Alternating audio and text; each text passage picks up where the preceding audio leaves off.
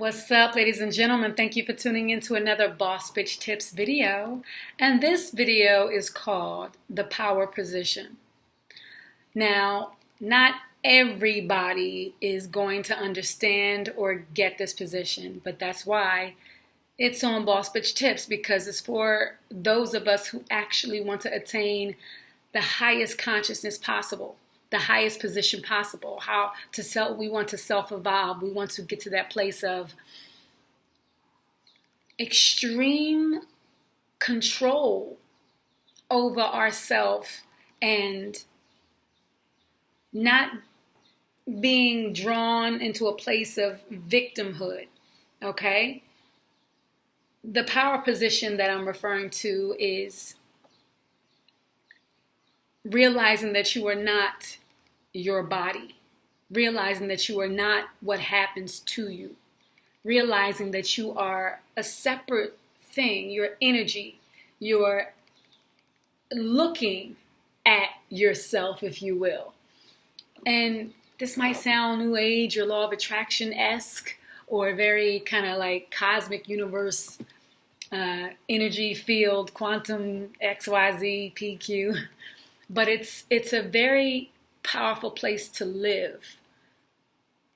You don't have control over how what you look like in terms of like how you come into this world, the family that you're born into, the strengths and weaknesses you might have in terms of learning abilities and cognitive functions and everything. And some of us are born with deficiencies or difficulties or abnormalities. And if we stay in that place of limitation, even if we have all of our senses working, and functioning well, if we stay in that place of this is all of me, this is all I am, and this is, what I have to play with, then you'll never really be at the top in the position of power, unless, of course, you got all the tools and everything and born with everything you need to survive here, which is just not the case for most of us. A lot of us have to learn how to survive in different situations. We have to go to school. We have to learn how to talk to people, learn proper etiquette, learn math and science and all these other things that we're learning that really have nothing to do with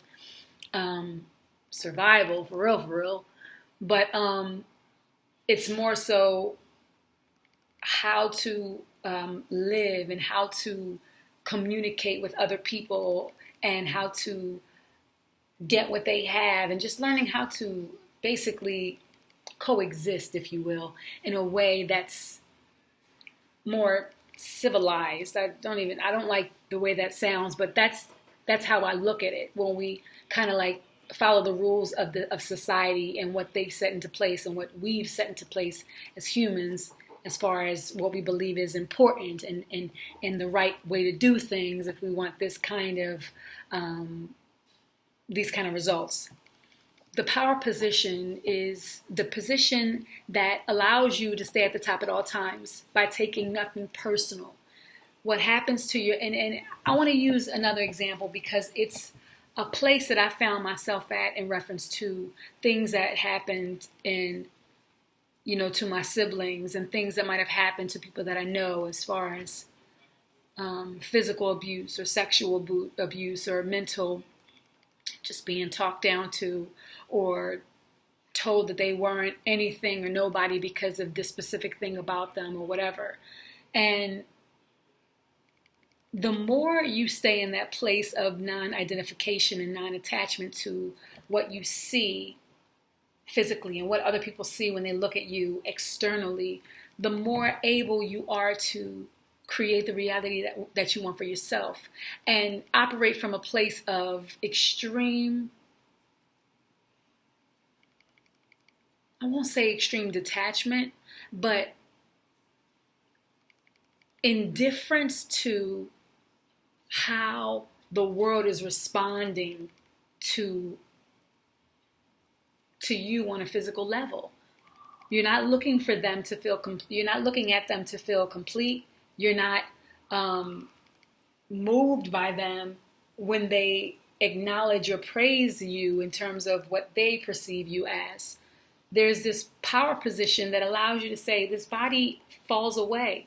I don't need to, put all my attention and focus on this body, because this body is not meant to be here forever, and I am not this body. I encapsulate this body, I inhabit this body, and for the time being, I'm using it to get around, and I identify with what these atoms look like put together, but to a certain extent.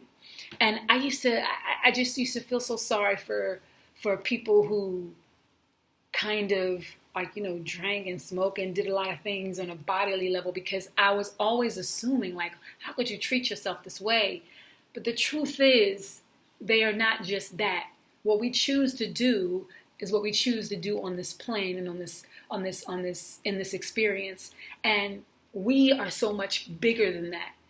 Many of us do these things because something happened to us, but getting back to your reasoning for doing those things. Say, for instance, you smoke a lot or you drink a lot and you want to stop. Let's say you're not doing it to forget something. Let's say you're not doing it because you want to feel better and not think about your problems, or you're just in a place where you're kind of just like how you like to feel that buzz or whatever, or you like to let your inhibitions go. Say you're an artist. A lot of singers, a lot of performers, before they get on stage, they want a little buzz, and they feel good. They feel more relaxed and less in their head when they're up there performing.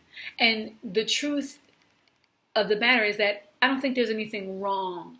And that's something that I had to learn over time, is to not think that because somebody does this or that, something must be wrong, or they must be doing it all because they secretly hate themselves, or something happened to them and they don't want to think about everything. And sometimes they just want to get out of their own head, when naturally their natural state is to overthink, and not or just be anxious or whatever, fear of failure or whatever, and they feel more relaxed. But I used to identify with the body so much to the point where I was preaching to people about what they were doing with their bodies, because of how I felt about how you treat your body, you must not love yourself. And it's not the case. It's not the case. It's this body comes with certain limitations and certain strengths and weaknesses, and we feel things sometimes that we don't want to feel. And yes, taking care of your body can take care of your mind and all that kind of stuff. But again, I think when you operate from this place that you are your body and you are this vessel, and something happens to you, something happens to it, you have a higher propensity to completely crash, because you've put all this stock and value into what you can see on the outside and what other people can interact with. And when the answer is how you feel inside, that thing inside that cannot be taken away, that thing inside that has that is so intrinsic to you that nothing that happens on the outside can affect it. That's what me as a boss bitch like to advocate and try to get people in touch with. Discovering, what is it about you that is just impenetrable. What is it about you that's just like, nobody can take it away, nobody can break through? The part of you that is just like, no. No matter what anybody says, if they say, I'll take this away, you just like, I don't give a shit, like that. That's that part of you that's the most powerful. And a lot of times it's our beliefs, it's faith. Sometimes it's, I'm never going to, my mama, whatever, something that we have. It could be our self-confidence or self-esteem or sense of self-worth, or whatever strength it is that makes us feel good and whole, that holds us up and keeps us moving, even though life says what has happened to you should have killed you a long time ago. This is the thing that I talk about when I say the most powerful position. The most powerful position is understanding, taking hold of, and magnifying that part of you that cannot be seen very readily by the naked eye, that cannot be detached from you regardless of what happens to you, what's said to you, what's put on you, what you experience, what you go through. That is the most powerful place for you to live, because no matter what, you can tap into it to recalibrate when you're faced with anything that you don't like, when you're faced with negativity, when you're faced with insecurities, when you're faced with momentary situations that you're just not happy with. That's what you tap into that makes you say, nah, not that. Nope. Mm-mm. You know, and so many of us don't realize that we all have it. We all have it because we are not our bodies. Now, again, this is where you might say, hey, I don't agree. I don't feel that way. But for me and the people who I talk to, and what I try to instill in everybody, is the realization that there is something inside of you. There's a life force inside of you that is not in charge of what you look like, is not in charge of, what you were born into, but it's in charge of what you think. It's in charge of how you process information, how you move, what you do where you are. Not where you are, but what you do while you're there, and the choice to either feel like a victim or a victor, the choice to stay a slave or own the circumstances so that you can change them. Because if you don't own it, you don't even think that you have the power to change it. There's a responsibility there, of course, that not a lot of us like, but there is this beauty in getting to that place where you actually realize that there is a time that all of this around you was passing.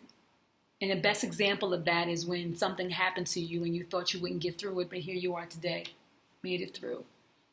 So once again, this is your girl Phoenix Novell from the Boss Bitch Tips. Thank you guys for tuning in, and I hope that you understand that message and it wasn't too, woo-woo for you guys. But the point, the most important point that I want you to understand is that boss bitch always stays in the power position. And the power position is a place that you cannot inhabit on the physical plane. It's a mental place. It's a realization that you are the thing that nobody can ever take away from you. You are the thing that nobody can ever touch. You are the only one in control of that place. And as long as you relate too much to the physical body and the aging process and what you're eating and, any addictions, as long as you live in that place predominantly, you're not going to make strong who you really are. You're not going to really connect and have the strength that you need to deal with whatever you go through here. Okay? All right, guys. Holla at your girl. Peace.